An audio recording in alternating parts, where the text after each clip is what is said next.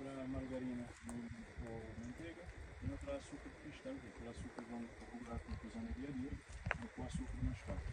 Então já era um bolo, era de cima de média, agora passa a ficar nas 3. Esse biscoito também é igual, esse biscoito é da senhora da Penha de França, Dona Lúcia, ou tia no caso. Já era a pessoa que no caso não está a pedir sempre biscoito, e aquele biscoito não está a fazer sempre diferente daquele regular normal, só que